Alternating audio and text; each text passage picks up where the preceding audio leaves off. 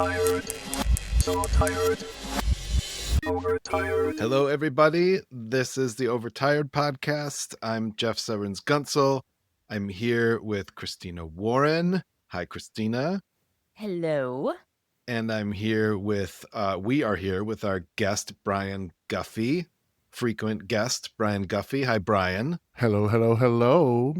And our dearest Brett Terpstra has a stomach bug and is not with us today. So it'll be too late to say to think a good thought about him when you hear this, but you could think a good thought about him anyhow. Mm-hmm. If you're receiving this through the ether, as you know that we're recording right now somehow, like send him that. Yeah, exactly. I like that.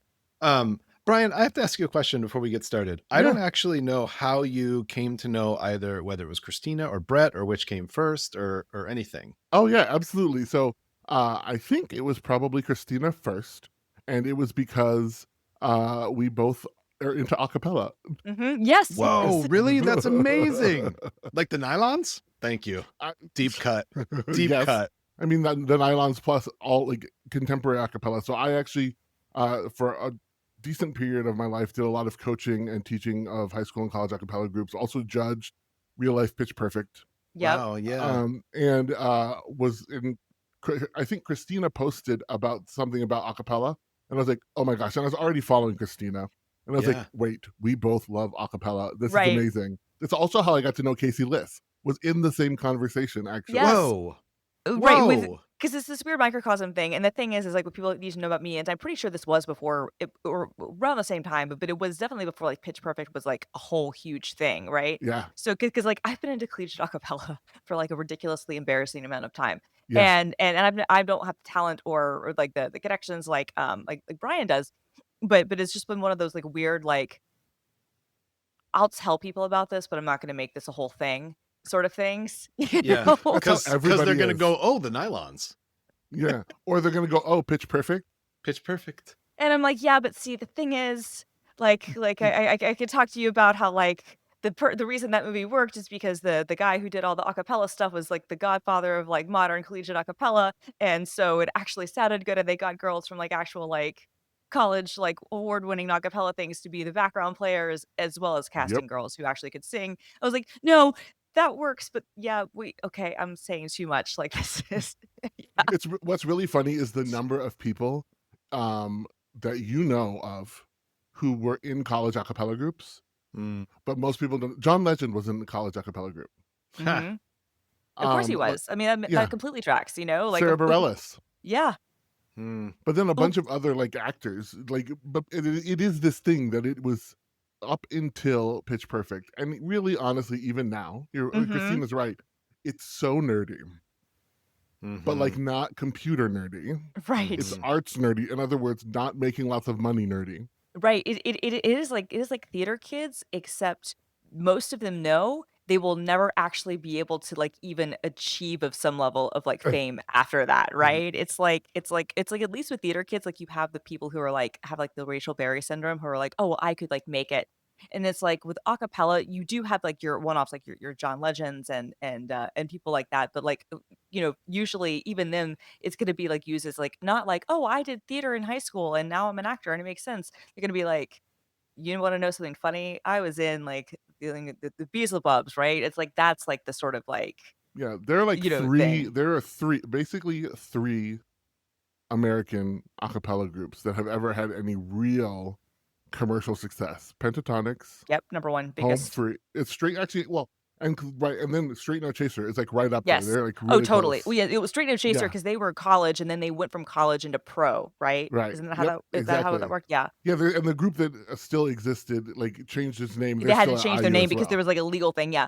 So yeah. So there was background. So like the band like Straight No Chaser started at were they at Yale? IU, Indiana University. Okay, so they had like they were well known. They like sold a lot in terms of collegiate a cappella, which is to say, you know, exactly hundreds of copies, right? But whatever, but they did well. And then was it the sing off that like they then like took on to go more that's pro? A really great question. I don't know if it was. They were a weird. See, they were my first entry into a cappella way back in high school. Actually, yeah, I had a friend whose sister went to IU. And so she brought back to her sister, who is my best friend, a copy of Straight No Chaser's album, Last Call, Okay, which is so the name of the IU yes, group now. right. You would that's right. That's how I knew the name of the group. Yeah. So my first introduction was Virginia Tech Juxtaposition, and because I dated a guy when I was in high school who went to Virginia Tech, and I saw them, and I was like, and he like put I think he also like made me like a mixed CD or something, and like had like songs on it, and I was like, wait, there's this whole world of this stuff, and this was like the early 2000s, so it was like the beginning of like the more professionally mixed collegiate acapella stuff. Yeah. And then there was what's the band from Massachusetts? The one who does a lot of the rock covers. Um, Oh, Nylons. no. you don't mean the Bubs? No, I don't mean the Bubs. The Bubs are great. The Tufts has a lot of good ones. It's weird. There are like Oh, these pockets, like the North oh, oh, Atlantic. oh, you mean the professional group, Ball in the House? No, I meant the college group, but maybe Massachusetts isn't the right thing. I'm gonna find it. Okay. I know the While name you're of the looking, compilation. Yes. Straight No Chaser, what happened was this is the wildest thing. So, what happened was a 1998 video in 2007 went viral. It was their 12 Days of Christmas, and because it went viral on YouTube in 2007, that led to a reunion of the founding members and a 5-album deal with Atlantic Records. Right, So it right, was right, literally just right. like fucking YouTube. Yeah, it was fucking YouTube, and I think Scrubs weirdly did, to go back to the Nylons a little bit, I think Scrubs ironically had a little bit to do with some of it because they had, like, their, one of their cast members, the guy who played Ted the lawyer, he was in, like, an a cappella group, and they would do covers of stuff that would get attention, and I feel like that helped get some of it into, like, the mainstream consciousness a little bit more, and I was wrong state, but I was thinking of UPenn, Off the Oh, Off Beat. the Beat, OTB, yeah, Yeah, absolutely. who was, like, very big for a very long time, like, they were kind of, like, iconic, like, in terms of, like I remember them being, like, considered very good. I don't Yeah. know if they still are, but Well, but yeah, but no, they are definitely. What's really weird is so the other thing that I have in history with this is that Pitch Perfect actually was a book first, yes, from a New written Yorker by writer. Mickey Huh. Rapkin, and I know this because I was working at the York Theater in New York City when the a cappella musical In Transit, which would later go to Broadway, Mhm. was workshopping at the York, and Mickey came and was selling his book. And that's when I sort of got reinterested in a cappella, which was then This I is like think what year, roughly? this is 2008, Okay. because 2009 I ended up on a cruise ship singing in an a cappella group Yes. with Tim Faust, who's the Nice. bass for Home Free, the country a Wow. cappella group. Yeah, who are And so huge. and when I came back from the cruise, I got involved with this group called Acapella Records, which then became Louder, which Mhm. then got acquired by Spotify. Right. And I was a marketing intern. This was when the sing off was first happening, and Yeah. Glee. And so me and my friend Candace, Candace Helfman Rogers, who writes for who does she write for? I forget, but it's a story. What are they called? Story something that's in New York. Storycore. Storyful. Yeah, Storycore. She writes for Storycore. Yeah. Um, she and I were doing that. She is one of the people who is singing a ton of the background stuff in the Pitch Perfect movies. Amazing. Amazing.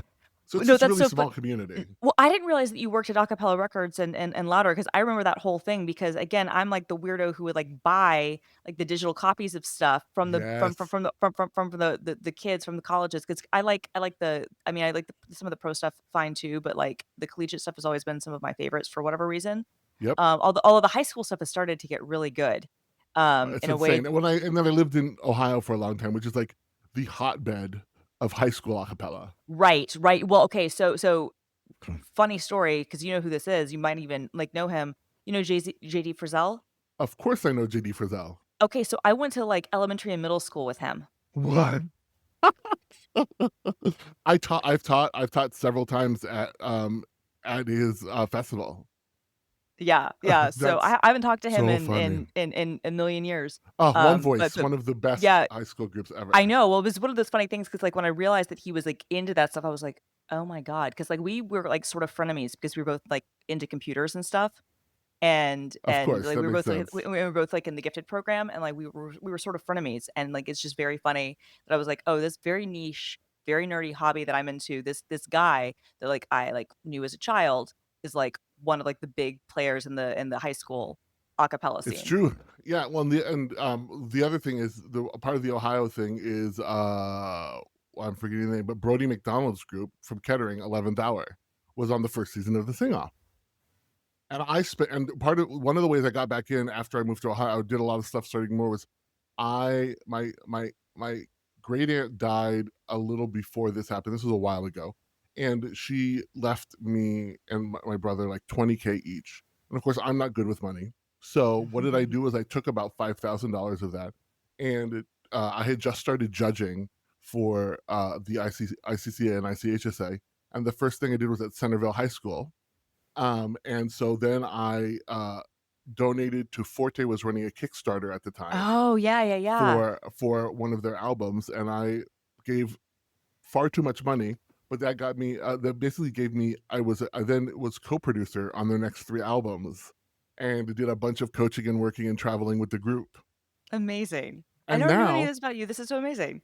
actually so the largest gathering of a cappella people on the internet, it's probably the A Cappella Now Facebook group. I am one of the admins of that group and That's have so been for much. the past 2 years. Yeah. This is It's so amazing. wild. Yeah. Amazing.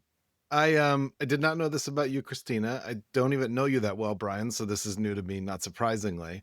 And it was really important to me that we at least hit the 10-minute mark talking about acapella. And I'm really now dedicated to getting it to 15 minutes. So Amazing. I have a couple questions. Let's do it. One is, this is a very basic question. Where does barbershop fit into this world you're talking about? Or is it considered its own? Do you not group it here? No, I think they actually sort of go together. I mean, in fact, Deke Sharon, who is considered the godfather of contemporary Yes. a cappella, was sort of the first person to start thinking of a cappella groups as bands Yep. and writing arrangements in that way. At Tufts, when he was in school at Tufts. He's also really involved in barbershop. So they are closer now than they ever used to be. Barbershop is so much more regimented. I think what I would say is that you see a lot more barbershoppers getting interested in contemporary a cappella now, but also barbershop has enjoyed a resurgence because kids who sing a cappella also love to sing barbershop. And so you will go to an a cappella festival and you will find people singing tags together. In fact, I remember when I first met Ben Bram and Avi, this was at one of my favorite Sojam in North Carolina. They were all standing around singing tags. So they are really close to each other. Like, What does that mean, singing tags? Oh, barbershop tags. So that's when they're singing like it's when, how do I describe a tag? It's like usually it's 4 people and you're doing like the end where somebody holds a long note and then people are doing stuff on top of it. Yeah. It's a form of it's part of the barbershop form. Okay. It's sort of like the ending of what is a barbershop tag? It's it's a dramatic variation put in the last section of the song. It's roughly analogous to a coda in classical music. Huh. Interesting. Yeah. Here's the first exposure I had to a cappella music was not the Nylons, which is, as you can tell, the only thing I can say about a cappella music. Well, That's look, I not mean, true. because they're one of like the only like pre pentatonics, like only times like you ever had like stuff actually like hit like the radio, like And it was like yeah. the only thing my Seventh-day Adventist neighbor friend could listen to, and so he always had the Nylons around or on, and they always had the good veggie dogs. But putting that aside, the very first a cappella anything I heard was the Levi's 501 Buttonfly commercial in about 1984. And it's an amazing little ditty, and I recommend you look it up sometime. I'm not going to do it, but I can still sing the entire thing. Not well, but my best friend and I at the time, and I think I still have this recording, would do our version of this thing, and then we'd do The Lion Sleeps Tonight, just like a cappella. Right. And that was the extent of my a cappella career. So I'm not, I can join. I can be part of this trio. Absolutely. Well, it actually is really funny because yeah, I started my first a cappella group in high school because of Straight No Chaser, and it was really funny because I mean we were kids. We called it 50-50 because half of us were white and the other half were not. Actually one of the very first things we would do when we would sing at like high school basketball games, we learned the 1996 Olympic Games Boys to Men national anthem version. Yes. Ooh. Oh God. Okay, you know what? And I forgot about that. Boys to Men actually, both for like barbershop-esque thing, but also a cappella. Like the fact that they were able to like, sing so well, like that really probably did lead to I imagine that led to a big like resurgence in people like in high school and college at that Yeah. time being like, oh, okay, see, these guys are actually fuckable. And so this is actually I was not waiting like how long it would take Christina to get to that word Oh, in it's the so context true. of barbershop and acapella. Very happy. That took you 15 minutes and 49 seconds. Well, that's Christina. part of the weird secret about college acapella is in college. Like, you can be the nerdiest nerd, but when you Mhm. get up on stage and you're singing a cappella, all of a suddenly, sudden, suddenly you are very fuckable. yep. It's true. It's true. No, I mean, trust me. I remember like being like at one of those like juxtaposition things and being like, and it, because and I was like, okay, I'm not really attracted to any of these guys, but But they're singing. but they're really good. Their harmonies are great and the arrangements are fantastic, and like, the fact that they're making the voices do all this stuff, and then, yeah, yeah. And I will put one additional little treat in here, which is I have to sign in to be able to edit this thing. I forgot about that. Oh, in the show notes. Yeah, so one of the things I got to do with my work with Forte is that I recorded a track with them. Yes, we gotta hear it. Oh my gosh. Yeah, and it's on Spotify. So, Where for years I maintained the largest playlist of acapella stuff. I tried to like have like the largest. I tried to like have a whole compendium of like every acapella thing on Spotify, but I've stopped doing that years ago. But it was like 10,000 plus tracks. It was like yeah, ridiculously and long. it's a cover of Adele's One and Only. Oh, that's Nice. amazing. And I know how much you love Adele, Christina. Yeah, I do love Adele. Well, and Adele is like she's both a good and a hard choice, right? Like she's like one of Oh, those yeah. because like her arrangements could be really well, but like the thing is like if your soloist is not going to be able to like nail it, like that's a hard one to take on. Yeah, so yeah, it's why like yeah, look at us acapella kids. Yeah. Oh my Oh God. gosh. I love, I really don't even want to tell Brett this happened so that if Brett somehow listens back. Yeah, because also this is not anything Brett would ever talk about either. Oh no. Yeah. No, Oh, Brett yeah. would have tuned out. No. Brett would have tuned out like we're like 17 minutes in. He would have like tuned out like 16 minutes ago. Okay, now Bryan, I know you brought a mental health update. I just have one more question to close Sure. this one out. Not that I even think it has to be closed out. I have a feeling we could run this for 2-3 hours. Oh my gosh. And also I'm really excited about the show notes. I think the episode I did with Merlin a long time ago, I did an analysis of it because I couldn't believe how many artists and songs we tore through in like 2 hours. Yes. And I think it was something like 53 or something like that. And I Amazing. think you all may have just like matched that just strictly with acapella in the first 20 minutes of this. As I'm very excited about that. And I'm going to do an AI analysis when the time comes. Fantastic.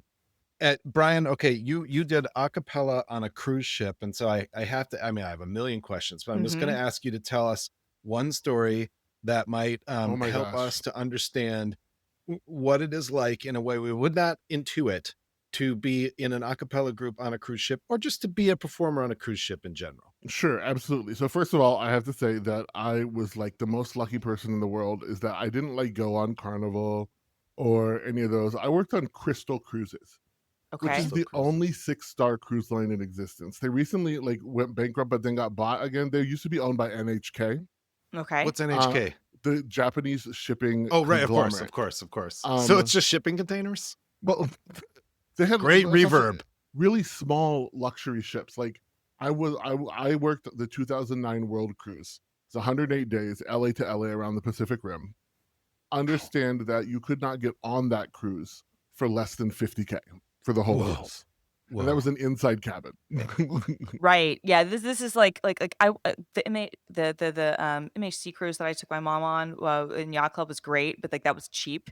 This is like one of those things where like I'm like, yeah, I will never have this type of money. I met French royalty. Yes. Like and then like the guy who owned Fujifilm was on the cruise. And I got lucky. I didn't work directly for the cruise line. I worked for a production company, so we were guest entertainers the whole time. So we lived in guest cabins.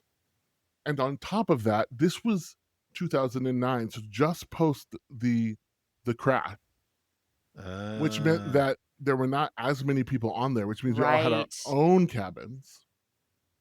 But wow. let me tell you what it was. So I mean, we got very lucky. Apparently, it was the least work the group had ever had to do on a cruise.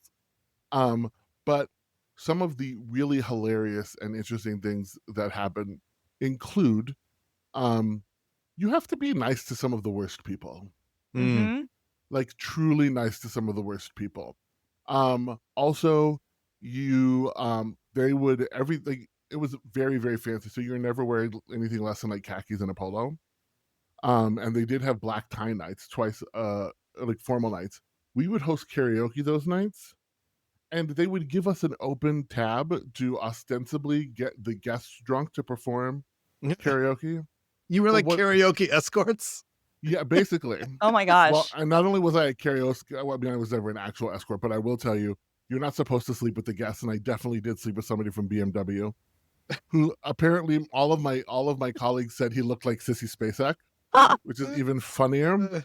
I mean, look, if you're gonna if you're gonna get with the guest, you're gonna get with honestly, Bryan, this is completely on brand. I love this for you so much. This is amazing. Well, and then the other part was that we also had full officer privileges, so we could go and be like, we go to the crew bar, and it was just, first of all, I'll say it shocked me how small the cabins that the crew live in are. Oh yeah, I've heard that. Like just super tiny. I also we did this thing for the people who were on the cruise the entire time, the world cruisers. Each large segment, we would do like a world cruise event for them, and we would basically put on a show. The entertainers would. Like that would be the ship entertainers who would do the regular shows, and then us. So we did and these were like sort of like custom written shows. And I was like one of the only Black people, which meant at the time, let's see, I played a pregnant hillbilly's daughter. Or a hillbilly's daughter who was pregnant. Whoa, give me one line. Oh, I don't remember what the line was. All I know is that I was in pigtails, and I was wearing false teeth with some of them blacked out. I also, but then like the fun, like sort of stereotypical ones, I end up playing a Polynesian king. Or I played a janitor for the like the 1960s one. But I also got to play Wayne Brady singing Tiki Tiki Room. Like just wild stuff. But like then like I got to sing with like I forget the name of the woman, but like this West End star. We performed a song with her. And the other part is that like just everybody knows everything about everybody because it's so small. But it was, and also it's the easiest place to spend too much money. Because starting with the ticket for the cruise. Right. Well, yeah, but I mean, like I came home negative $1,000. Right, I can see that. I can see that because all you do. Right. Yeah. And I thought I was making so much money at the time. I was making, I think, was it $600 a week? But with everything paid for on the cruise, except the alcohol, right? That's the thing. The alcohol, you're just signing your name to shit. Right, and I think that's probably the thing too, right? Is that because everything is paid for, like if it's not like if you're not in a situation where many crew members are, where they're trying to make things for their families in other countries, and it have to be maybe be more regimented or whatnot. Exactly. Like your situation, like you're not in that sort of thing. Like with everything being paid for, you're not thinking about it like, oh, I should be saving some money for some other stuff, because you're like, well, fuck it, I'm on the ship. My parents were so mad. I had to move back in with them after the cruise. Right. Because in your mind, you're just like, oh, well, I've got like my food and like, my stay, and like I've got entertainment, I've got all this stuff going on. So yeah, I can just spend this on the ship. Fuck it. And if it turns out actually maybe not. Yeah, and at the time the other part was internet was so terrible. Yes. But also God, not just so terrible. So expensive. For the guests, it was $300 for 20 hours of internet. And it was the slowest internet ever. Right, and that would be probably only available at certain ports, right? Like, it probably wasn't Uh, even it was no, it was available on the sea, but it was so freaking slow. What year is this? This is 09. Okay. Yeah, that's why I was a little surprised 'cause I was on, I guess, like, later than that some and I guess well, honestly, though, it does track 'cause this was a very expensive cruise line, so they would have, like, whatever the latest Yeah, satellite and tech owned by was. like a giant shipping Sure. company who yeah. But, like, I remember, like, being on, like, a Norwegian cruise, like, in, like, 2013, and, it was the on-ship internet was pretty terrible even though it was available at sea, but because it was, like, like, American and, like, Canadian cruise, like, I kind of treated it as my way of doing a digital detox, which was terrible, but it was fine. I mean, I got through it, but, like, when we would go into certain ports, I'd be like, "Okay, now I can use my phone." Oh, yeah, I would You spend so know? much time, like, when we would be at port, I would just, like I remember when we went to we docked in Singapore. Mhm. I just stayed and then, like, the Singapore cruise terminal is also a giant mall. Oh, yeah, oh, okay, kinda like the airport there. Okay, that tracks. Yeah. I didn't leave because I just Oh, went and found yeah. an internet cafe. No, that totally makes sense. So when I was on the MSC cruise, I think I said the wrong name earlier, but it was MSC. When I was on the cruise in January, they had Starlink, which was great. Oh, wow, And yeah. and and it was expensive, but not as bad as I thought. Like, if I bought it maybe more in advance here's the annoying thing, like, as part of Yacht Club, we got a certain number of devices, but then I didn't realize that it was shared across the whole cabin. I thought it was, like, per person, and so I made the Oh. mistake of first signing in with my iPad, and then they're like, "Oh, no, your phone if you wanna have this other thing." I was like, "Okay." Anyway, it wasn't that bad. I think I paid $50 extra for the week or something, which was 5 days, which was okay, but, on top of what I'd already paid, but it was Starlink, and so it was actually, like, legit fast. And even, on sea, like, there were a couple places where it was kind of flaky, but for the most part, it was better than airline Wi-Fi by far. So Yeah. it's amazing how much improved those things are. But God, yeah, I remember you used to read things in like Cruise Critic and whatnot, and just I would just like cry thinking about like, oh my God, how would I be online? You wouldn't be. To your point, you would just at port, you would just go to find the internet cafe. Yep, yeah, they in 2017, they moved to unlimited Wi Oh, they changed it again. Well, they have no, now they have free unlimited Wi-Fi in 2017, and then they offer enhanced Wi-Fi now for only $100 for 7 days, which is, like, Right. so much cheaper than what it was. I was Wild. gonna say they've had to kinda do that, I guess. What's weird though is that and then we can get off of this topic, but what I found out is that, like,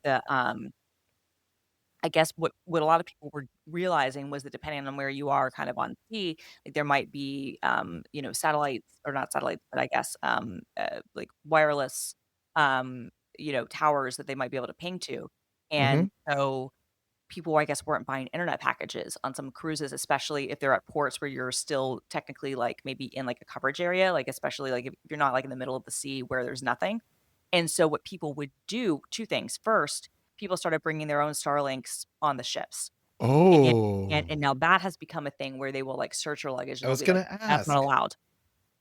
Because they don't wanna share that. But the second thing is on some of the cruise lines, they will put in a thing where, like, if you're on Verizon or AT&T or whatever, where if you try to roam on those areas, even if you're, like, at port, they'll be like, "Oh, no, you're on a cruise ship, so now you have to pay a cruise ship plan," which is a different fee from the international roaming fee that your carrier charges you. And they do that, I guess, because the cruise lines got all pissy and they were like, "Well, we're losing our money." And so I guess the way to maybe try to combat that a little bit is like, well, we'll still gouge you, but it's only going to be $100 for 7 days for enhanced internet instead of, $300 for 200 minutes of the slowest internet you can imagine, so it's gotten better, but yeah, no, but people try to bring Starlinks on, and I bet that if you pack well enough, and I bet that if you're discreet enough, you can probably do That's okay. wild.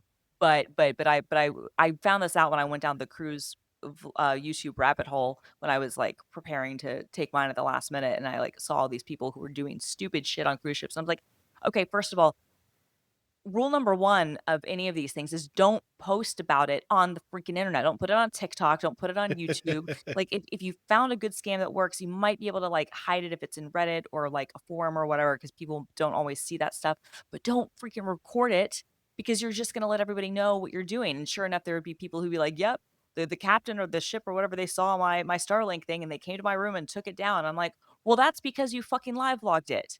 Like, what are you expecting? Of course they're going to be mad. It might not be in their terms and conditions explicitly, but they have a clause in there that says they can do whatever they want, and you're taking away their money. And so, like, Oh, and the other thing about Crystal, everybody was old. Most people were old. oh yeah, you So have to like we be had somebody avoid that. die like we had somebody die like in the first week of our course. Oh my god, Oh my that'd be God. They were just horrifying. well, and this is the other thing that I learned is that some people, especially old rich people, instead of going and like staying in retirement homes or anything like that, they just live on the cruise ships. Honestly, Yeah. okay, you know what? Gonna be Yeah. honest with you, not mad at it because those homes, like those retirement center things, are fucking expensive. And there's a doctor on Yeah. board, and then they Right. have nurses. Like, yeah, it's absolutely wild. If you still had Genius. your faculties about you, like if Yeah. you're not in a place where you need like 24/7 care or whatnot, you'd have food. They would do things with Butler dietary requirements, service. butler service. You're making You enough have money the to do opportunity to that, learn new things, like because there's right? always classes and stuff. Right, and you probably Ugh, like I love it. become besties with people. Okay, you know what? New retirement plan. Me and two of my girlfriends. Our thought has been like we're gonna like do like a Golden Girls thing, and one of the girls, I love that parents' you're house, like my house. Grant's out of it. He's out of the picture. Well, okay. Look, realistically speaking, I'm going to outlive Grant. So, so we all know this, and so I'm not like wishing for anything, like whatever. Right, I'm you're just like, but saying, I'm preparing for afterwards. right, and Right, yeah, so you have to be practical. right, and so Amazing. like I know that I'm gonna be like that's gonna be a scenario. So it's like okay, what do we do? And we've been thinking like one of the girls like her parents have like a place in Santa Ynez, and they're gonna like they're gonna basically like lean on the fact that I'm gonna have hopefully a 401k and some other things to help pay stuff for it and like help pay for things, but you know maybe pay the mortgage or whatever. But like um now I'm like, what if we just live on a cruise ship? Yeah. Yeah. I like it. Okay, listen, I'm watching the clock. Here's what I propose. I'm gonna Yes. do a sponsor read. I was gonna say we need to do that first. We come back, we get into Bryan. We get into Bryan. We're just gonna talk about Bryan. How's Bryan? And How's then Bryan? and then I think we wanted to talk about vibe coding. Yeah. Close your ears, Brett. Brett, don't even listen to this episode ever. You're gonna also you're No, you're never gonna hate gonna all of skip one also again. do. This is gonna be a great episode for everybody but Brett also like if you would give it a shot, I think you'd love it. And I think we can just fold that into my gratitude, and it can be a long one. That's fine. Totally. Excellent. So that's how we'll roll it out. All right, I'm gonna read. That's you don't usually say that. I'm going to go ahead and read this sponsor copy. Who is a great Um, sponsor. We are sponsored again by Rogue Amoeba. Woohoo! Amazing. Yes, Whoop, whoop. exactly. Yep. Good. Well done. They are the makers of fine audio tools for your Mac, my Mac, our Macs. They've been laser focused for a very long time, since like maybe the first Bush administration, I want to say. Yeah, it's been over 20 years. Yeah, on making audio apps exclusively for the Mac. So think back 20 years, Mac OS 10. One of the Tiger. only things that's good from the Bush administration. That's true. Yeah, it's true. There's a few things that came out of it. There's that. Yeah. So think back 20 years. You got Mac OS 10 Tiger, good kitty. You got the transition to Intel. I mean, that's how long ago that was, right? It's not from Intel to Intel. I didn't even realize where on the timeline that was. Rogue Amoeba, they were there. They're still here.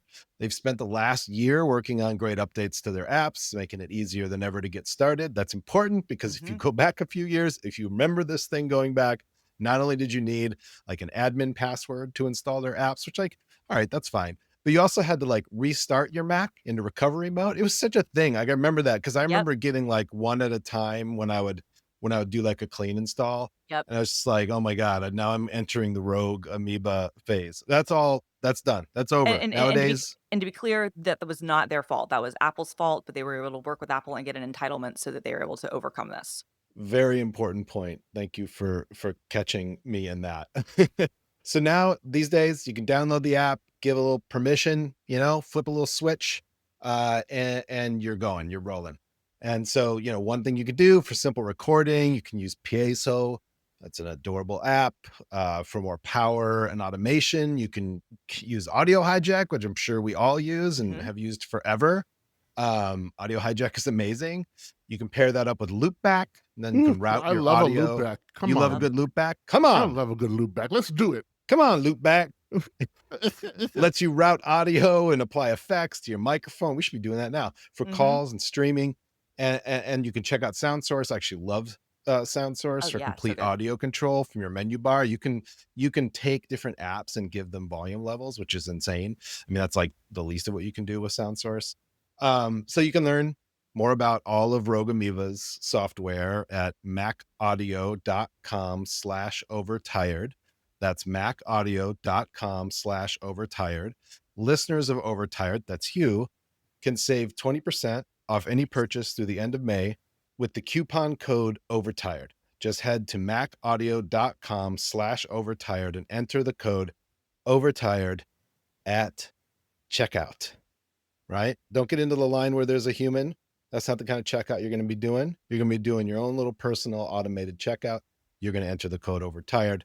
You're going to be happy for the rest of your life. And that's a lot. That's a lot to say. It's a lot to claim. It's not here in the copy. I just know it's true. That's it. Thank you, Robo Amoeba, for sponsoring Overtired. We appreciate it and you so much. Woo, woo, woo. Bryan Guffey, how are you doing? You know, I gotta tell you, it's been some weeks. I gotta say, like you guys know, I've been almost with my partner now almost 5 years. I moved in at the beginning of the pandemic. We had met each other twice before that in person.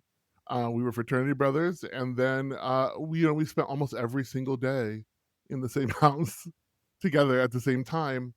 And one of the things that I've learned in that process is how much of things I thought I had under control or had managed with my mental health were mostly because I was like effectively either living on my own or living with somebody as fucked up as I was. Like one of my best friends, we were both super ADHD and both had a lot of family trauma. So it just kind of worked. And then I started living with somebody who was very different than me and who who was not afraid to point out the things that I was doing. What kind of partner is that? I know, a great one. Be a very really afraid. annoying one, right? Exactly. And it took me a while to really get focused on working on some of the real trauma that I have, historical trauma, and recently have been working on getting into some EMDR soon. Oh, yeah. And then I've also started the Safe and Sound protocol, which is somatic therapy. And woo, it loosened. Like what has happened, one of the hardest parts I think is when you start to actually engage with the emotions that you feel. I think a lot of us we can sort of align with this, which is sometimes what happens is you have a traumatic event, you experience a feeling tied to that traumatic event, and then what you do is you try to do everything you can to keep that feeling away from you. But what happens is all that does is it sort of bottles it up, and then at some point it will jump out of you and you don't have any control over it. And so then what you learn is, or you start to believe, is that you will never be able to control your feelings. And so you must hide from them. But the only way to overcome that is to go through the feeling, which is one of the scariest parts, because your brain, because the part of you that is scared is nodding to Brett's parts work stuff, is so certain that it's going to overwhelm you and it's never going to end. And so as I've been doing some of the somatic stuff and prep for EMDR, and also just sort of working to be more present about things, it means I have to like experience the emotions.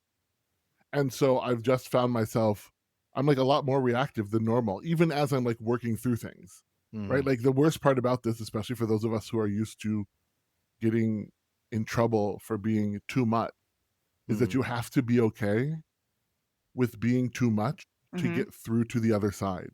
And like just the part where learning that my mistakes are not a judgment on who I am as a person. My partner said something to me the other day that I've really been trying to hold, which is what the word should really means. So he's a giant nerd and very smart, which means he understands grammar correctly. I mean, so probably does Christina. All three of you, both of you do. You're writers. You understand this. So he understands that like the different tenses. And that should is actually, I forget, maybe it's the future subjunct or something like that. Mm-mm. But I have always understood should as there was something that you did and you should not have done that. And what that really means is you are now responsible for that and you can never do anything about that. Mm-mm. And what should really means is that it's setting up a contrary to fact situation, which is saying that thing you did before, let's try to not do it again. Mm. And the difference in those two things, right? The difference in the understanding that I am not being held eternally accountable for a thing I can't change, but instead I am being asked to think about how I can do differently in the future. Yeah. Means that I can learn to let go of this belief that I now have to carry this responsibility or like this like judgment for this thing I did forever. Yeah. Yeah. And that has been something that I've been really trying to hold, because I couldn't understand why Nathan was always saying you should, and then he'd be like, I don't really care what happened in the past. I was like, I don't understand. And he's like, well, that's because that's not what that word means. Yeah. Yeah. That's treating it like I mean, to use a mob metaphor, which I use in therapy all the time, that's like concrete shoes, right? That's the version of should that'll just like sink you. Well, it's the one we put on. It's especially should have, right, and people with should not have. Yeah. And it's what is that it is early on. Most of us who carry mental health challenges or struggles believe that we should that we should have had or should have more control all of the time over what we did, and that it is all our fault. And some of the things that I've really been working on and learning to hold is the number of things that maybe I was responsible for my actions in, but were not my fault. Like when you're a kid, you might have responsibility for your own actions, but it's not your fault. People should not put you in that. Your parents, it's your parents' fault.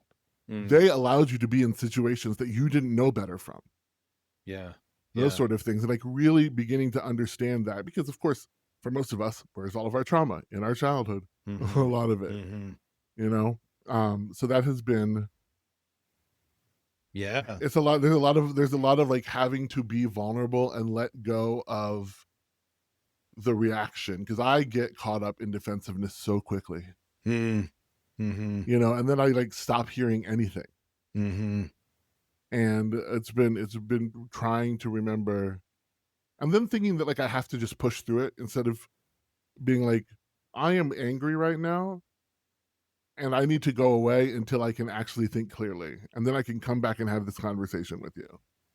But of course I'm like, well, no, I have to get through it because I'm supposed to be able to manage this. Right. Yeah, exactly. And it's I mean, I know for me, I don't know that this is what you're saying, but I know for me, and this also is something that, I mean, it's something I think I deal with, struggle with anyhow, but it's also something that comes with mania, which is just to get so hooked into something that you can't just walk away. It's got to be resolved right here, right now, right? Like anything that's made me escalate to this level has to be resolved now. And being able to step out of that it's a gift when it's possible. Yeah, it takes work though. A lot of work. It takes a lot of work. It's hard being human. That's the thing. Like if you want to be human. I don't think it's that hard to be human for people that don't want to be human. It's a very good point. There are monsters. Oh man. Wow.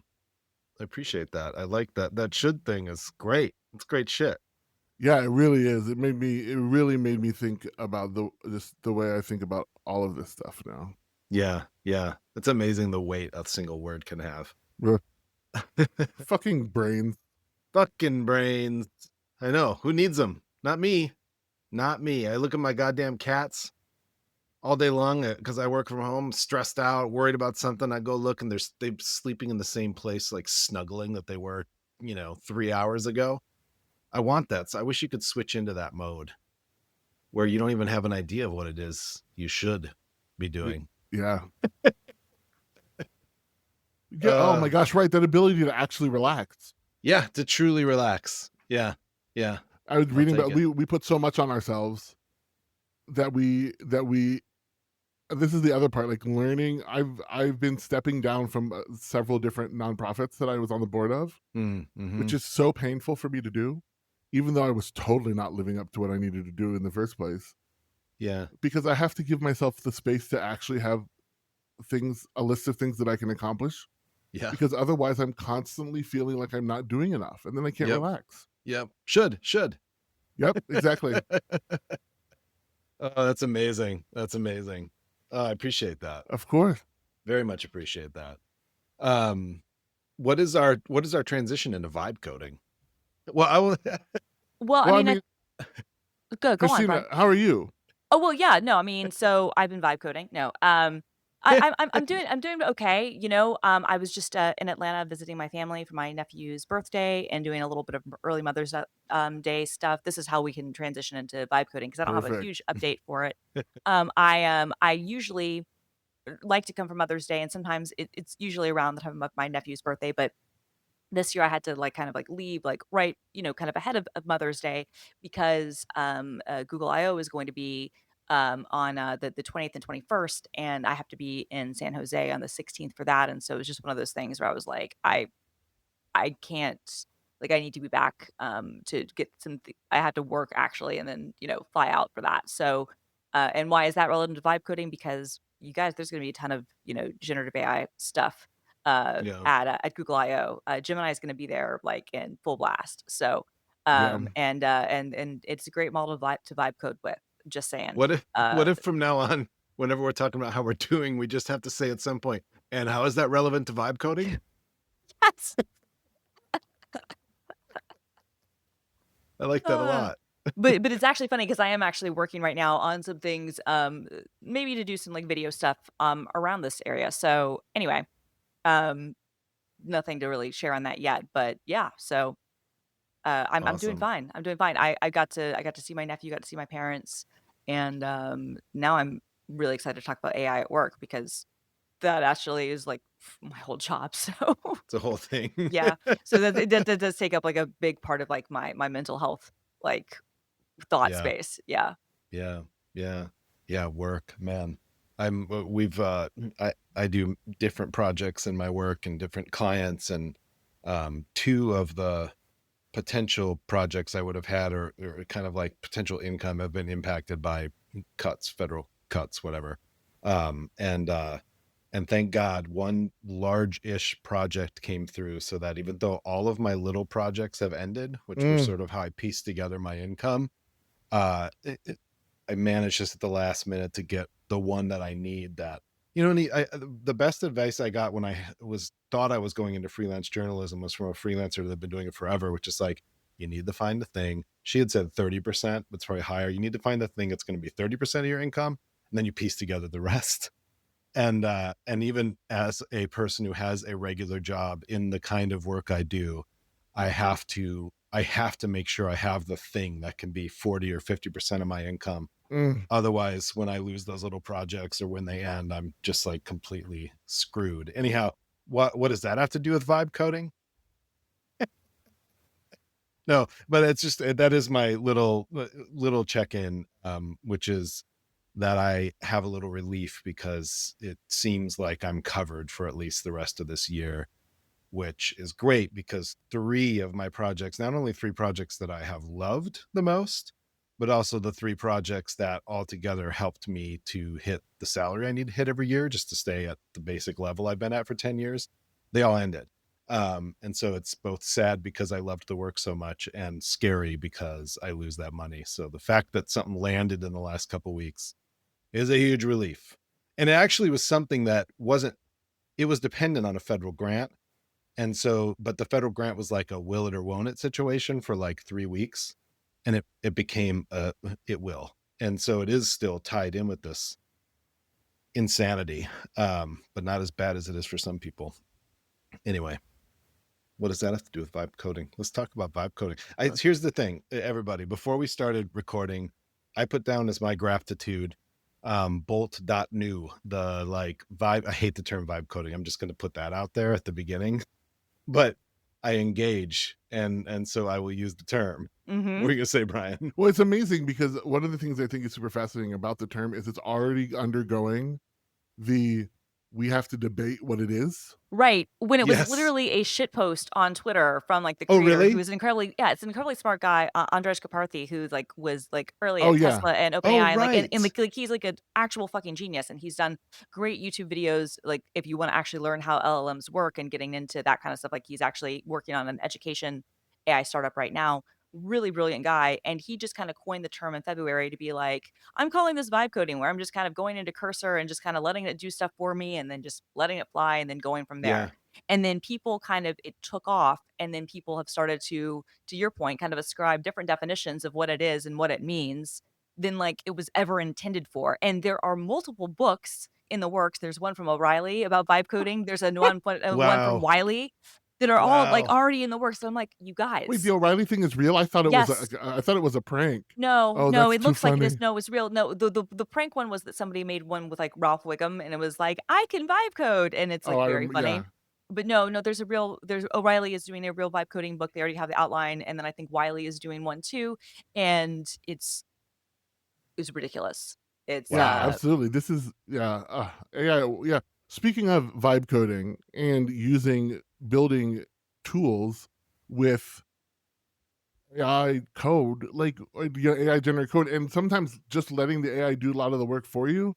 Like what is everybody's experience with it right now? I know, Brett, you were sorry, Jeff, you were talking about using Bolt.new. What have you been doing with it? Yeah, so I haven't, and Bolt's the only one that I really went deep on. So just as background, like I've used ChatGPT from the earliest days for coding, but it was like, I would get the code, I would run it. Either I'd be running Jupyter, or if it was something that was more front endy, I'd be, hmm running, refreshing, running, refreshing. And Bolt is great, and there's others like this because you're asking it for code, and we'll get into just how insane this thing is. But just on the most basic level, you're asking it for code, and there is a window next to it, and that is showing you the thing that it's creating, and so you're Yep. not going back and forth constantly. And so it's amazing because you open it up, it looks just like a Chat GPT window or something, but you can say like, make me well, I'll tell you my own example. It's super nerdy and not as fun as other examples, but since we'll all have them, I'll just start. To answer your question, Brian, two things that I made right off the bat, and I made them in a couple hours. That's important because I am someone who knows just enough to especially use AI to build something that's in my mind, but hmm I can waste so much time. And Yep. then I feel really shitty about it because I had other stuff. Other people needed stuff from me. Nobody else knows that I'm spending 2 days doing this when they need something else from me, right? When this thing I'm making wasn't even needed by them. Right. Right? Like, so anyway, this happened so fast, which is what was so beautiful about it. The first thing was very simple. I have a project where I did about 30 interviews with agronomists. Thank you very much. Let me tell you, I could go on about that like you all went on about acapella. Agronomy But acapella, they sound like the same word to agronomy me. acapella. Oh, I bet you there is some out there. Let's be honest. There is some out there. So I had all these interviews, and I needed, when I'm talking to clients and I've done a lot of interviews, they're going to ask me questions. I have this qualitative analysis software, but it's a little clunky. It's like getting to a quick answer, like how many times was X mentioned, or when I remember something somebody said and I want to relate it, I remember like a word or two as part of what they said. So I just said, I want this thing that runs locally. I can point it to any folder of markdown files, and it will search all those files for whatever keyword. And I want to be able to have settings where I can say, give me 10 words of context on either end, give me just a word count, whatever. So I started doing the thing where I started adding settings, whatever, but I just described it like this very simply. And it spit out a fantastic app that runs in my browser that allows me to say, go to this markdown folder, which in this case was filled with all these transcripts, and then just has this actually quite beautiful design, like like the front end design actually looks really, really good, and just worked, like out of the box worked. This did not exist 15 minutes before I put that prompt in. I had needed something like this forever, and there it was, right? So that was the first thing. That was amazing. So now when I'm talking to clients, whatever it is, I'm just like, quick reference guy. Like nobody even knows I'm doing it, but I've just got it at the top of my brain, right? That's fantastic. The other thing I did is I just ended an amazing, or I'm in the process of finishing like about 120 page designed book with a client that works with foster youth. And they did sessions all around the state of Minnesota with fosters, talking about their experience of foster care in the state of Minnesota. And I had something like 250,000 words of transcripts and other things that I was asked to handle as a qualitative analysis, but then also write about, which has been amazing because, just as a side note, every single thing I wrote, I am not a foster, went through a committee of fosters. So every Google that's Doc I awesome. created went through a committee of fosters. Then I would rewrite based on that. It would go through them again. So there's nothing that will be in this 120 page book that I wrote that didn't go through a dozen or more fosters who read it and said, this is true, this is not true. Or, no one said this is not true. You know what I mean? Like, just responding to it. It was amazing. Anyway, they have this like thing in this book, which is like this idea of bold ideas. They did a really good job when they talked with fosters, and this organization is mostly fosters, of saying, hey, we're going to talk about these experiences, but they also like gave a lot of thought to like, how do you help people that aren't used to thinking in terms of like bold ideas and bold solutions? How do you help them towards doing that?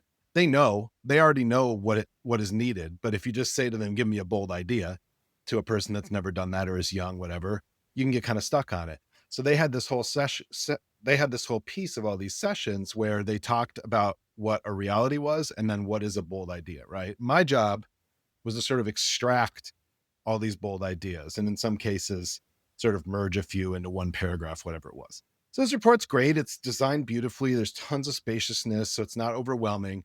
But I was like, I want to see what it would look like to have a web interface where I feed in all of these bold ideas by topic, and then I start typing a word, and all the bold ideas that have that word in it pop up as little cards, basically.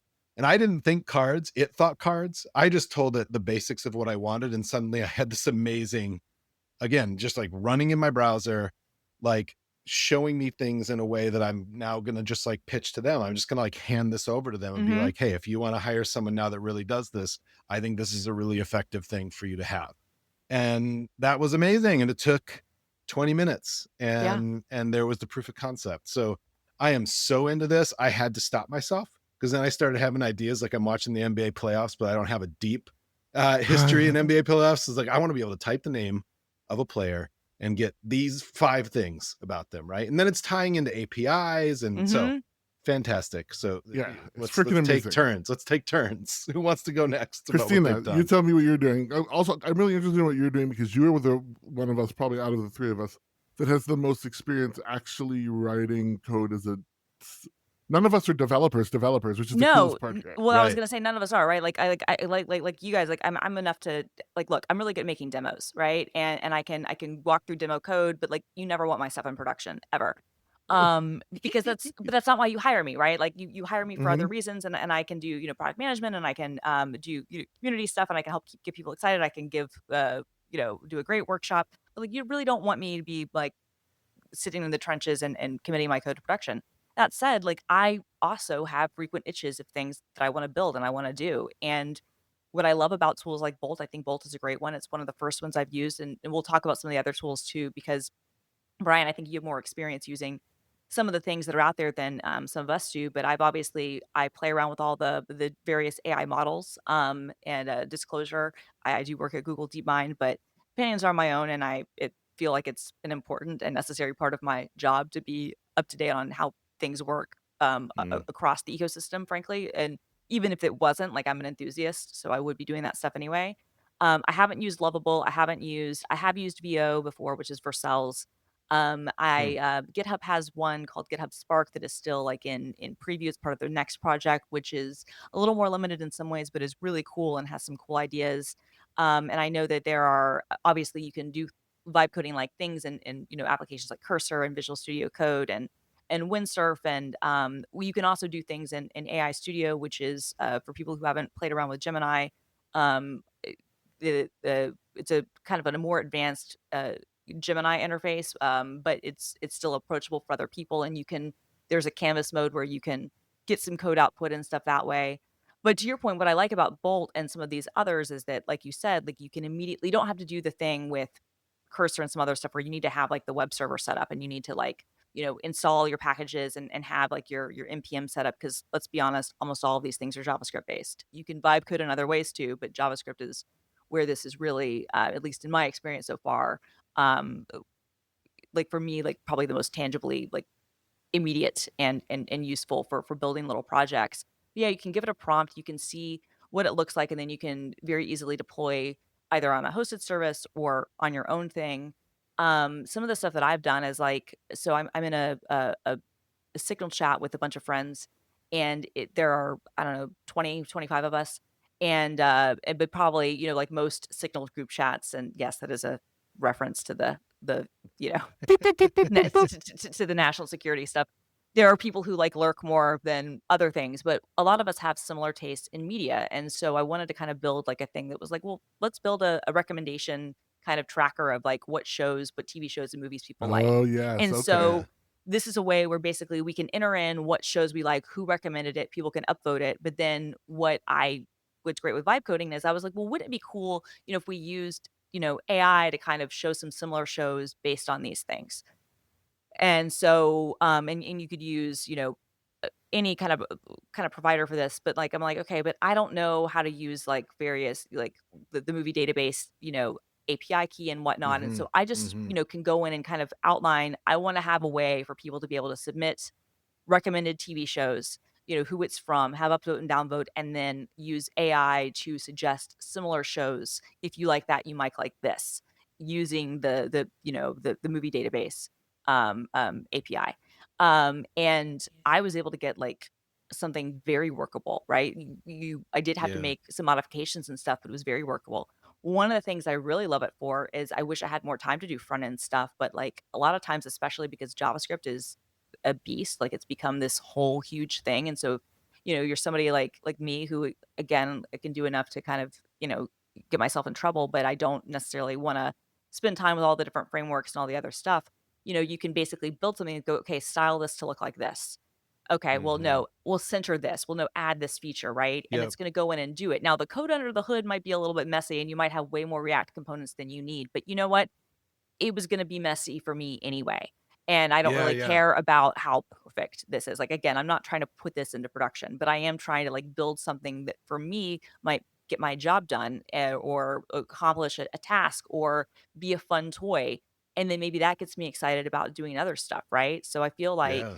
the way I kind of look at this is I'm like, it's some creative ideas to just play around with things, but I think it's also one of those things where it's like I think it can be a good learning tool if you want to take it to that level, because you can actually inspect the code that it gives you and you can ask questions. Why does this do this? What is this Yeah. way? Is there a more efficient way to do this? And I feel like in some regards, that's actually a better learning technique than what we've had before, where we are watching Totally. videos or reading things because you're actually hands on with it. Right. Amen. Yeah, Yeah. I'm so in agreement with you, Christina. This has been my biggest thing about code, about AI and code is for those of us who, especially, I think all three of us who can get lost in rabbit holes. Also, oftentimes maybe feel like we need to know everything before we start. Mhm. Being able to short circuit that part of our brain by saying, "Give me something that, Mhm. first of all, it's okay. I know that it's going to be wrong. It's not going to be perfect. I don't care. What I care about is having the first draft because my brain works better when I have something like when what I'm doing is dealing with errors, Yes, right? Because then I exactly. could turn around and say, well, here's this error. What does this mean? How do we fix it? And let's have a conversation about that. And then I still do like I will go look up in the docs because now I know what to look for, right? Yeah. Yeah. Like, and I'm learning as I'm going. I built a small app um, Atlassian uh, Jira to help people authenticate or like pass information between third-party services and Atlassian without having to deal with API tokens Yeah. because Atlassian does not offer. There's good security reasons, I guess, for this. I mean, because they're pushing you to do exactly what I did. Honestly, Right. is like you can't generate an API token that is separate from a user. All of the API tokens for a lot of the interactions inside of the applications are user based, and with basic or not basic auth, I guess it's with the API token auth, bearer token. You cannot have an infinite time length, and no longer can you programmatically refresh the token using that. So what I did was I built a little app that just it runs as an application in Atlassian's hosted development environment Forge, and then it uses a web trigger, just a public web trigger. And so now I'm like, oh no, there's no way to verify that it's coming from the right place. So then I was like, how do we make this more secure? And the code, and I think this was ChatGPT, was like, well, here, what we'll do is we'll set up a secret, and then that secret will be shared between the two sides, and then we will calculate an HMAC hash of what is actually the contents of the message we're sending over. And the only way you can decrypt it is if the secret is shared on both sides. And so now it only accepts things from the side that has something else that has that shared secret. Fantastic. Which you can easily rotate yourself on both sides. That you can program in, because you can just write a cron job in both of the spaces. And I used it with a client. Wow, that's awesome. That's You know, like amazing. I built that, and I've now started to think about, and none of you people listening to this try and steal this from me. I'm going to finish it first. But I built it very specifically for one specific operation. But now what I want to do is turn it into like, okay, what if there's an actual app with a UI where I can say, this particular web trigger has this permissions, because it's going to check the front end of the UI where I've checked the boxes.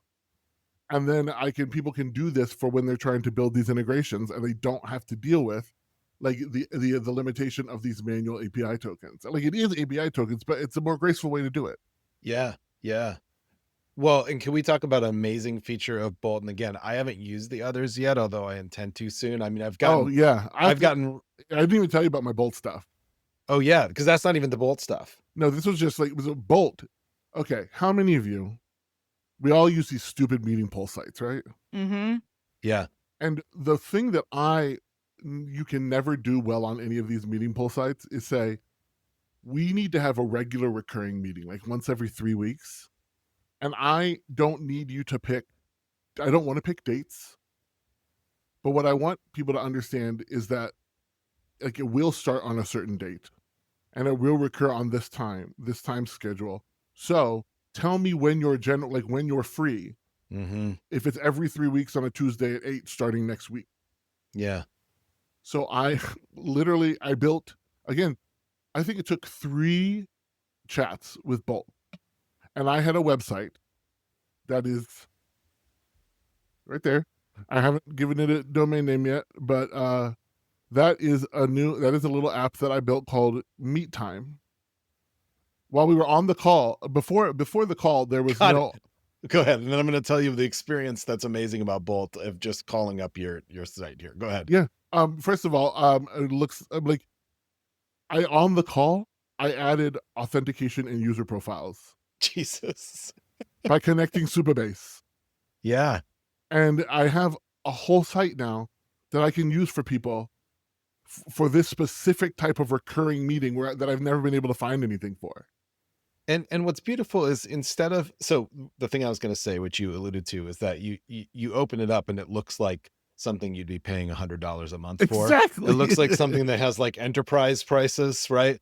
And of course that can be like, there's an argument for like how that can be a little dangerous if it just kind of whatever, but that's not the point here. Is that you can make these things, you can make it an app anybody can use, which it looks like you've done here, right? Yeah. But you can also just make it for your little group, for your team, Yes. for your client. And what happens when you do that? You learn about what it is you want. You learn about what it is you need, and you learn about you do some critical thinking that actually kind of probably, I would imagine, Bryan, that there was a point when you're doing this where you're like, oh, actually, I didn't even think about this problem. Yes, right? Absolutely. In fact, I asked the AI, I asked Bolt, what other things should I do to make sure that like I could use this with other people? And it said, we need to add like air handling and boundaries. Right. Like it would. The other thing I love about Bolt is that it will be like, wow, I just put this code out, and then it looks back at what it did.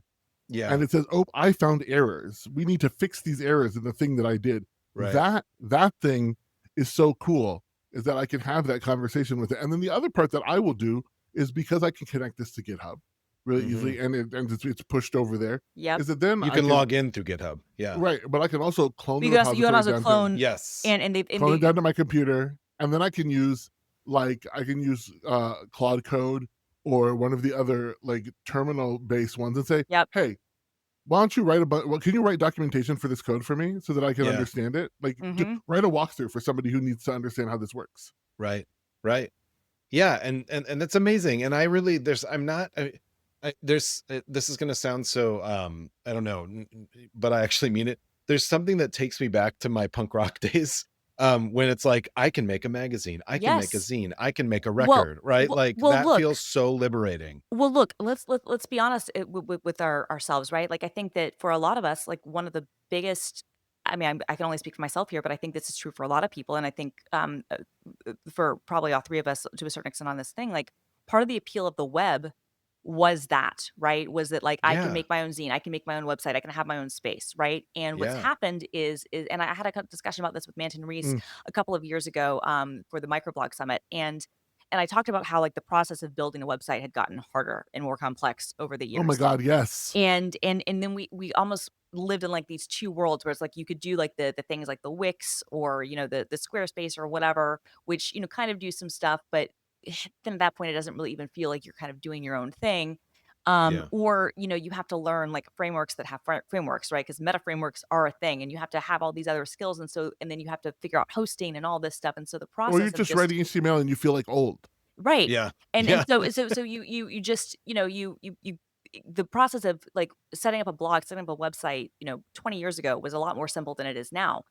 Or that has been the case historically. And I feel like what some of these tools are doing is they are in some ways kind of taking us back to that place where we can kind of, even if it's imperfect, and yes, there are security considerations to take into account. And there are things Yeah. that if you like, again, like people have very famously been, I think, rightfully roasted where they've vibe coded businesses and then people have found security things and like have Exactly. messed with them. Don't use this for production. But if you Yeah. want it for a minimum viable product, if you want it for an internal thing, if you want it to sketch out a prototype of Prototype. what something could be, I think it's great for that, right? Or if you know, hey, just because this works doesn't mean that I don't still have other things I need to take into consideration. Maybe hire somebody else to work with me on this, right? But I feel Right. like And now I can give them so much more when we're what starting. exactly. Yes. But I feel like Yes. this is helping us get to this place where because these tools are relatively new. Bolt I think came out in like, September or October and Yeah. some of the other ones, and they've gotten better because the models are finally getting good enough and they keep adding new features where you can do things like GitHub integration or you can go back and forth, within other tools to do stuff. The rate of improvement has been really fantastic to see.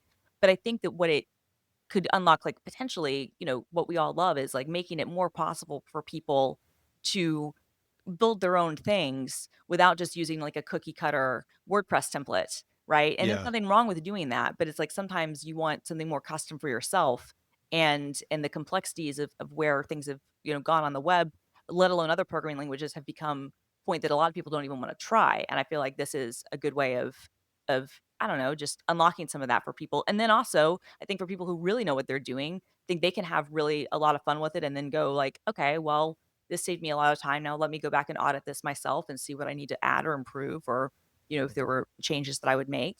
Right. So Yeah. And I think about all the years, all of my professional years, that there has been a web, like how many times I've been in charge of some, when I worked at a magazine and they needed a new CMS or I worked at a magazine, they wanted to kind of redesign it. So I was supposed to be doing wireframes, right? Even though that wasn't my thing at all.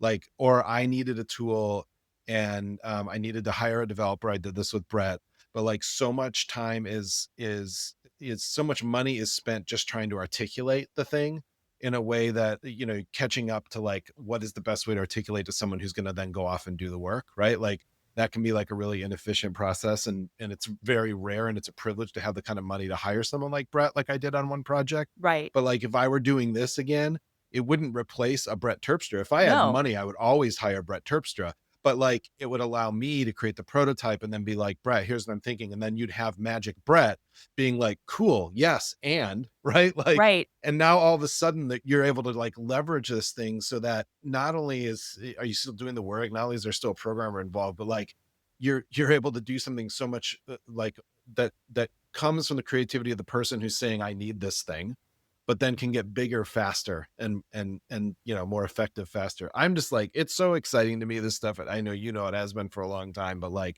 it's also just a thing where like, it's a form of creativity. It So is. when people come back to me with this, like, well, what do you worry about developers? It's like, I'm a developer.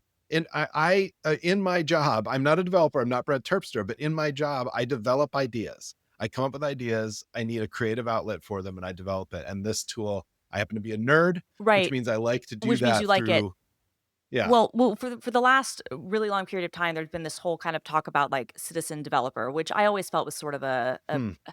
I've always found the term kind of patronizing, to be honest with you, Sure. right? Sure. Because I feel like it's like setting, people like, oh, well, the real ones versus, the fake ones. But like you did have kind of this rise of like low code, no code, people who, because a lot of business applications, real talk, like a lot of the things that run like, Fortune 500 companies and whatnot are Excel spreadsheets and kind of small applications and database things, just little CRUD apps that are built and Yeah. maintained by individuals who oftentimes are very good Excel jockeys, but don't think of themselves as developers. When I look at them, I'm like, you absolutely are. Like the stuff that you can do Yeah. with this is far beyond what a lot of people can do. But people kind of building, one-off apps to run internally for their businesses and to kind of get things done, right? And that is a big thing. And so there was this big, kind of push for like low code, no code movement, and you saw things, a lot of tools kind of around that are kind of cool.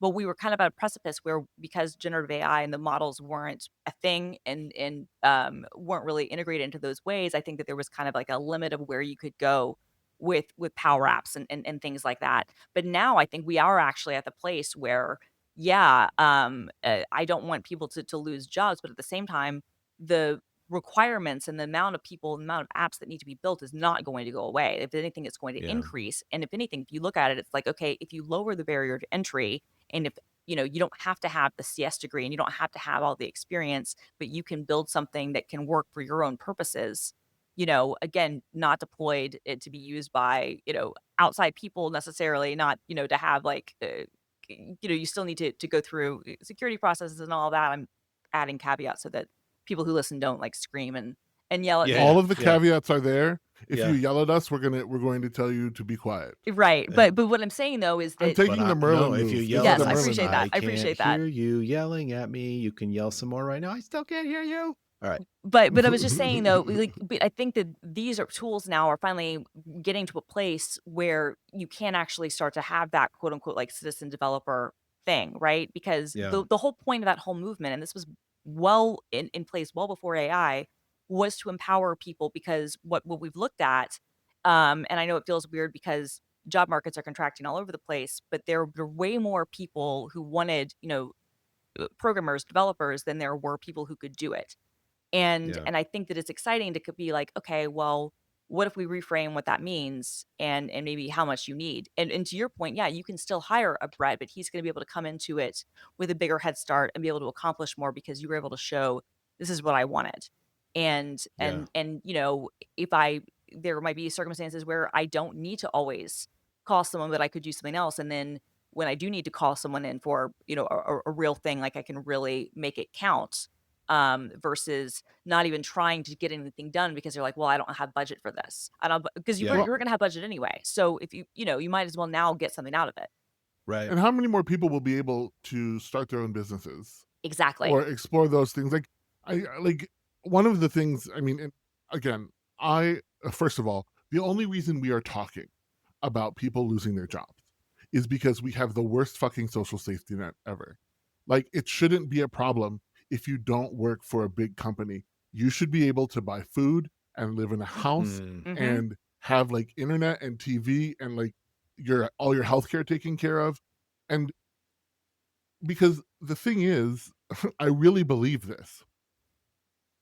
Most people still want to create. Yes. Yeah. I don't know what type, like it can be all sorts of different things. But like, I mean, I think a lot about the way that we have denigrated the concept of stay-at-home parents. Mm. And that, I mean, we have a whole generation of kids that says maybe, I mean, and I'm really talking about like us millennials. Yeah. Like, because we were fucking latchkey kids in a lot of ways. Mhm. And Gen I X know- too. Yeah. and like we got into, I mean, so much of my trauma is because I got into so much shit that would not have happened if my parents were able to be, were around. Same. Yeah, and my parents would have been able to be around at that point. They would have been able to be around and not be the reactionaries that we have with like millennial parents who are hovering over their kids. Yes. Because of the other experience, because of the experiences that they had. But like that's a form of creation, like taking care of people, helping to raise people. We have the number of people we need to take care of all of the old people we're about to have is huge. And if you can do that and make it like some people, I just think about like how many people are doing things because it makes them money, not because it's what they want to do. Right. Yeah. And I want to make it so that people can do what they want to do. Yep. And then we pay them more if there's something that we need them to do. Mm-hmm. Yeah. Yeah.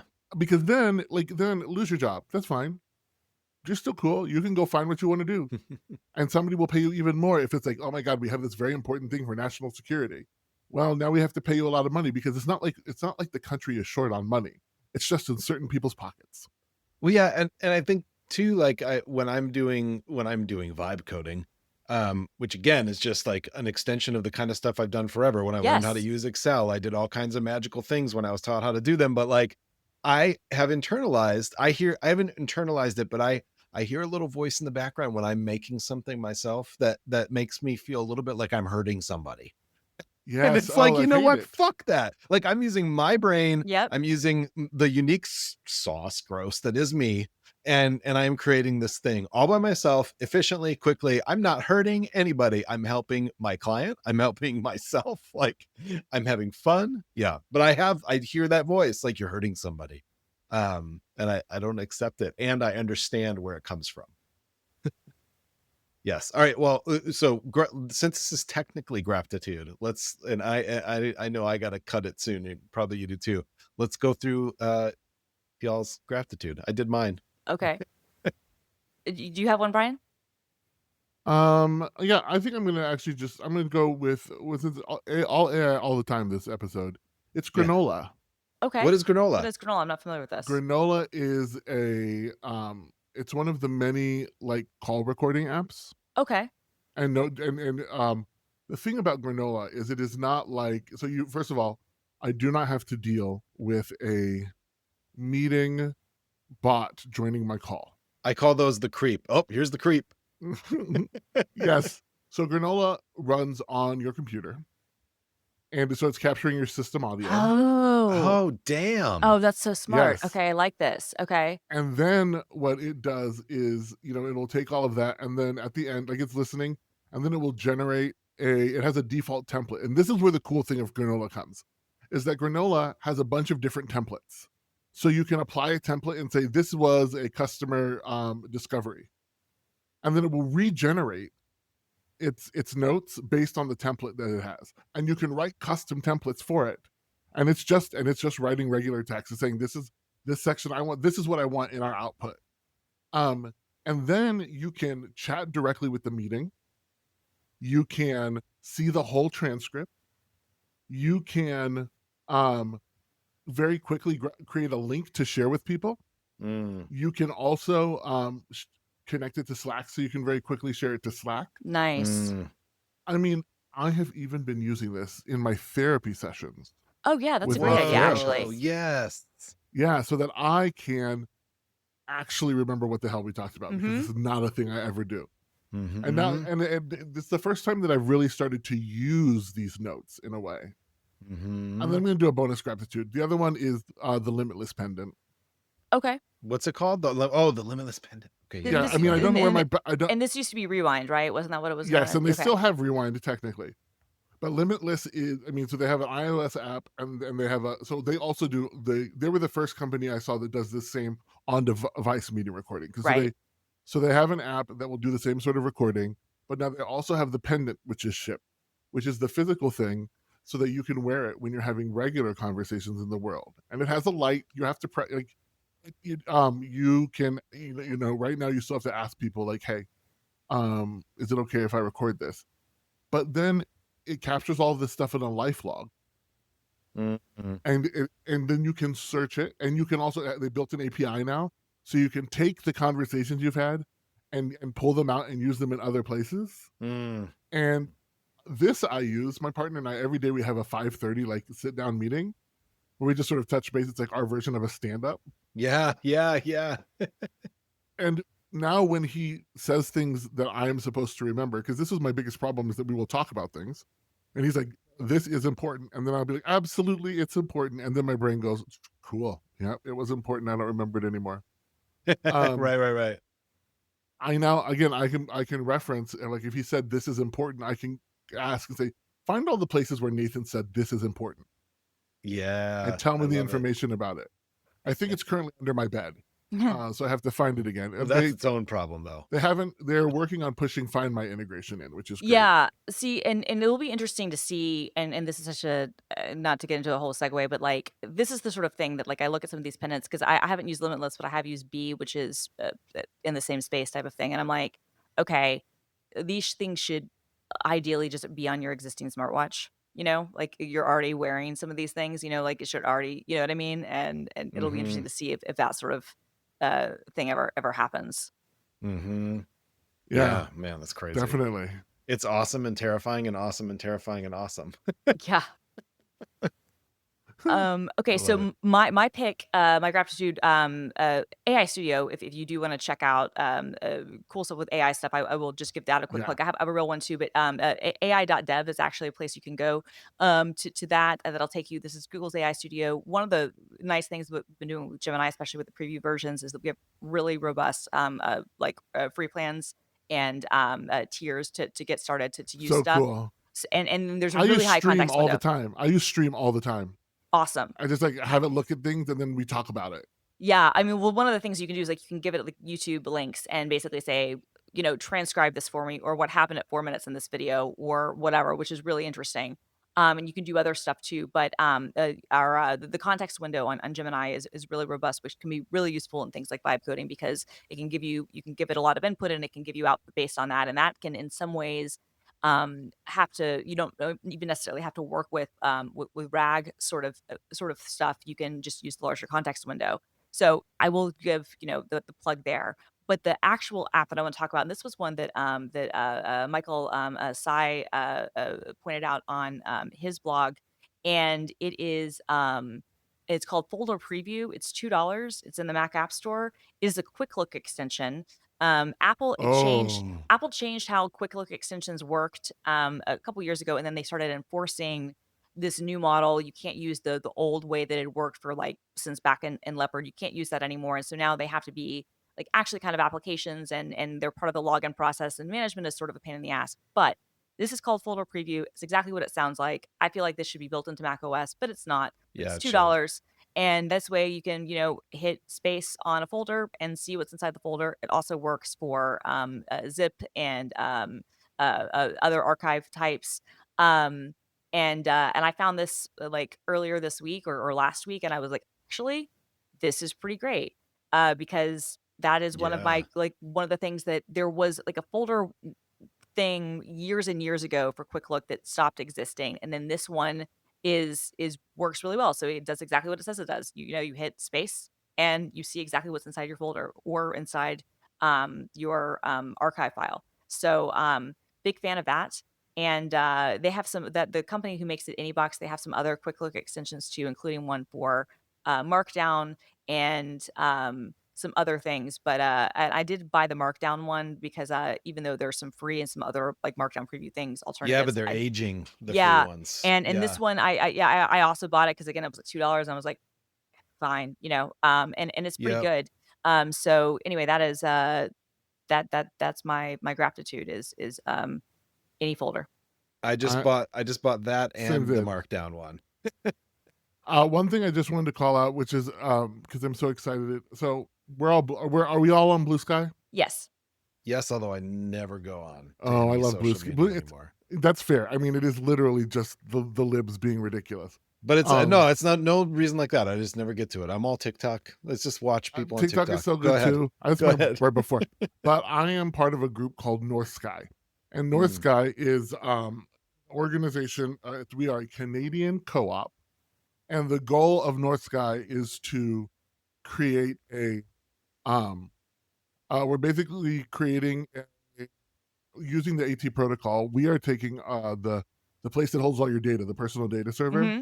as a start, and we're hosting it outside of the US. Nice. So Huh. when Trump and his buddies get a little wild about stuff, they won't be able to get the data. And it's really also focused then on different moderation that is prioritizing marginalized communities like women, LGBTQ people, people of color, because Blue Sky, because its goal is to be like the main one, like there's Yeah. the whole Jesse Singal bullshit, Mm-hmm. where like Jesse Singal was allowed to be on Blue Sky and off network harass people through his other people, and they Yeah. wouldn't ban him. And so uh you, this was, we've been working on this for several months. We finally have our PDS hosted in OVH. And we are working on getting folks, we're looking to open up people to be able to join pretty soon. It's been really cool to work with that community. Also, because if you haven't looked at the AT protocol, it's kind of freaking amazing. It is. It's incredibly good. Like the things that you can do, and they finally just improved OAuth, big time. But like I'm just having so much fun. Is one of the things that got me back into like thinking about development, was like how easy it is to just sort of add things. Like you can add types to the lexicon and they become discoverable, and anybody can use them across apps. Like it doesn't have to be built into the core thing automatically. It's just like so interesting. So I really encourage folks, if you're interested about North Sky, there's North Sky Social, but also really look at the AT protocol documentation. And those folks, I've now watched 2 conferences that they were at. And what is really cool is all of the drama that people will have sometimes about Blue Sky, the company, and Jay, and some of that. They really, one of the things that I think is cool is that they start from a premise of how do we design the protocol to assume that one day Blue Sky PBC will be hostile. Yes. Mm-hmm. Mm-hmm. And that's like really smart. No, I agree. Yeah. I mean, I've been on Blue Sky and I've just been less active on social media in general, but like I've been on Blue Sky Yeah. basically since the beginning. And one of my favorite things about it, frankly, has always been, and because especially when early on, when it was very much a Blue Sky versus Mastodon thing, and now of course Blue Sky is much larger Yes. than Mastodon. But a lot of Mastodon people would get very angry, I think, at Blue Sky for reasons that to me I'm like they're complementary, and if anything, you should build more bridges and make them work more, adequately together. But I thought that there were a lot of design decisions in the AT protocol, and I said that early on, like you look back through my skeets 2 years ago, I was saying this, and I stand by it, which is like I think that it's very clear that people have thought about, like the people who are designing these things have given things a lot of thought. Now, that's not to say that everything's perfect, but nothing's perfect, No, and yeah, everything needs to absolutely. have human involvement needs to do whatnot. But like think of the protocol layer, like a lot of work was put into things, and the protocol itself, like you said, is pretty amazing. And yeah, they yes, it is almost always going to be centralized, on the Blue Sky main instance, right? That's where the bulk of things is going to happen. That's how Mastodon, frankly, works too. But the goal is, and I believe them when they say this, is to exist if like the corporation, like they said, if it becomes hostile, and to let other people host their own instances too. And we're getting closer to that point, which I think is really awesome. Yeah, they Yeah. keep. Yeah, I mean, like and the proof is in the actions that they have. Yes. That's the key. And I mean, like their plan is to take the protocol and put it in a different company so that they're not in control of the protocol. Yeah. So, like they are living out what they say, They which is what I are. really appreciate. I agree. And I mean, like, yeah, like it was formed, originally the idea happened inside Twitter, and then Twitter, before even the Elon stuff, kind of realized if we're going to have this protocol be a thing, then it needs to be its own entity.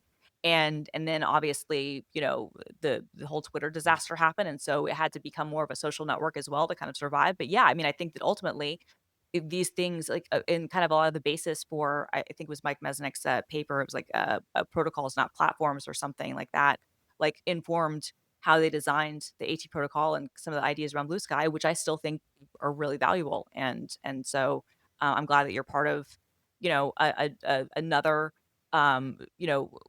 kind of take on that, right? To actually, like, we talk a lot about decentralization, but very few people are actually doing the work to make decentralized things work. And so I'm glad that you're doing that, Bryan.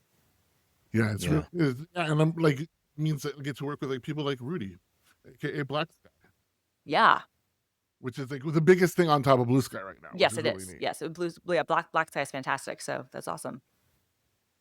Awesome. Well, this was fun. This was really fun. Oh my gosh! And Yeah. did we go late for you, Jeff? Because you had a hard out, didn't We you? did, but how could I stop? You know, that's the thing. Well, we appreciate it. Yeah, no, that was great. That was a lot of fun. Awesome. Well, Bryan, nice. I missed you last time you were on, so I'm glad. Yeah, Seems like exactly. I was so glad. Yeah, seems like at least one of us is gone when you come on, but that's great because you're filling in. If it was 4 of us, it would be 4 hours. Honestly, Right. I think at this point, I'm gonna propose this, and we can check with Brad, of course, when he's back. But I feel like Bryan, you should just be like our unofficial like guest host. I would Yeah. love that. I Yeah. would be Like so our, good. our official guest host, like you know how like Yeah. Joan Rivers was like Johnny Carson's fill-in for years. Oh, Yes. and Like, I such think a that- good one. Right, she was right, and then he apparently they never made up after she got her own attempted a talk show, and I guess she didn't like ask his Aw. permission or something. It's a shame. Anyway, Was he a dude about it? no, I think that he was hurt because I think he would have like actually promoted her, and I think that she even said that she didn't Yeah. handle it right. I think it was probably both of them being, not the best about it. But regardless, we won't have the sad breakup thing. They should have had Judge Don Rickles work it out. And they should have. But she always said that she'd regretted, I guess, not making up with him before he died. But anyway, so that weird like side, like I feel like That's an awesome aside. But anyway, I feel like you are like our like official like guest host because you've been part of the family long enough, and we love having you. I would absolutely enjoy that. I'm always ready to hop on a Saturday or a Friday or whatever a day. Bryan Rivers. Yes, Joan absolutely. Guffey. Hello, I'm Joan Guffey. It's so good to see you all. Can we All talk? right, y'all. Well, Yes, can we talk? can we talk? Rhode Thank Island you. is neither a road nor an island. Discuss. Thank you, and get some sleep. Yes, get some sleep. Get some sleep. The system is going down low.